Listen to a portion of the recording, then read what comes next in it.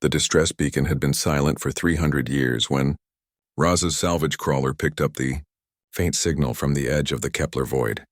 Most spacers would have ignored it. Dead ships in the void meant radiation pirates or worse. But Raza had always been different. Where others saw danger, he saw opportunity. Another wild goose chase, Naz muttered from the co-pilot seat, her fingers dancing across the navigation console. As his partner in both salvage operations and life, she'd learned to read his moods. The gleam in his dark eyes meant he'd already made up his mind. "Trust me on this one," Raza replied, adjusting their trajectory toward the signal's source. "Something about this beacon feel different." They found the ship 3 days later, a massive derelict drifting in the cosmic graveyard of failed expeditions. It dwarfed their crawler, easily 10 kilometers from bow to stern, its hull scarred by centuries of micrometeorite impacts. Most of the external lights were dead, but deep within its superstructure a faint pulse of energy suggested something still lived. "By the stars," Naz whispered. "It's a Titan-class dreadnought. I've never seen one intact." As they approached, their communications array crackled to life with a weak transmission. "Please, anyone. I need help." The voice was synthetic, clearly artificial, but beneath the digital distortion lay something almost human. Desperation, loneliness, hope. "This is salvage vessel Persistence," Raza responded. "What's your status?" "My crew. They're gone. 3 centuries now. My systems are failing. I've been calling for so long, but no one comes. No one understands my architecture anymore except..." The voice paused. "You're human, aren't you?" Raza exchanged glances with Naz. Ship AIs had been banned in most sectors after the synthetic wars, but this one seemed different. Older. More genuine. "I'm Raza. This is Naz. What do you need?" "My name is Indomitable. I was the pride of the Third Fleet, but my builders, they cut corners on my core systems, used incompatible technologies. Only human intuition can understand the contradictions in my design. I've studied your species extensively. You have a gift for making impossible things work."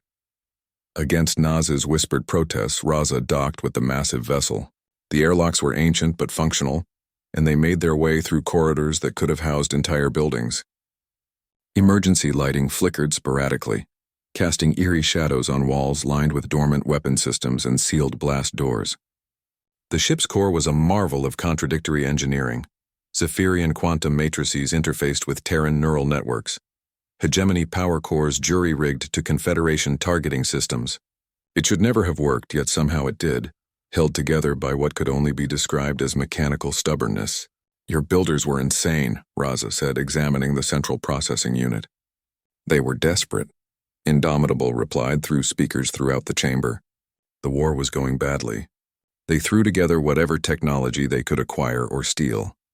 Somehow it created me, but it also doomed me to slow degradation. The systems fight each other constantly.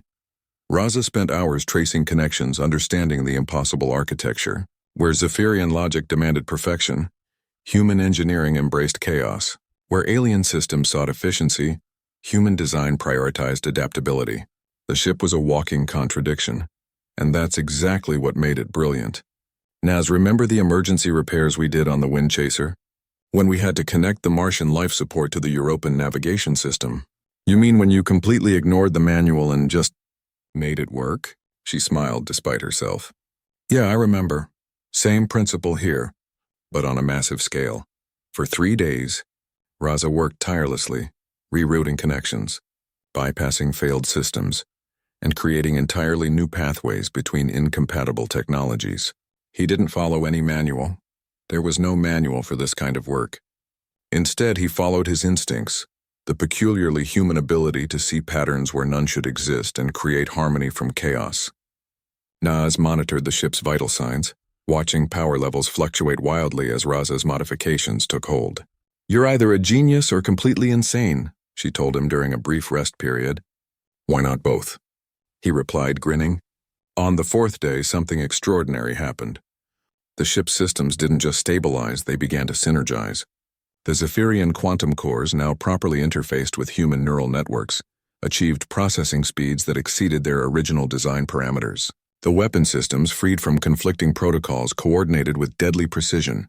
The shields, drawing power through Raza's improvised pathways, generated fields stronger than anything in the known galaxy.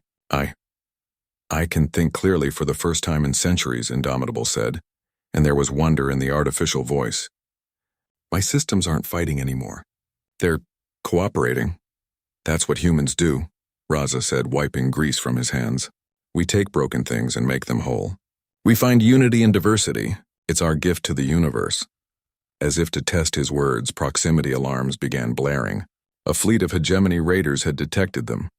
12 ships moving in attack formation, drawn by the energy signatures of the awakening dreadnought. They must think we're defenseless, Nayaz said, reading the tactical display. They're about to learn otherwise, Indomitable replied. And now the AI's voice carried something new, confidence. All these centuries of forced dormancy, I've had time to think, to plan, to imagine what I could become if I were whole again. Thanks to human ingenuity, I am no longer just a warship. I am evolution itself. The battle was over in minutes. The Indomitable's weapons, operating in perfect harmony for the first time, cut through the raider fleet like a scythe through wheat. Its shields absorbed incoming fire and converted it to additional power. Its engines, now properly synchronized, allowed maneuvers that should have been impossible for a ship of its size. Incredible, Naz breathed, watching the tactical display.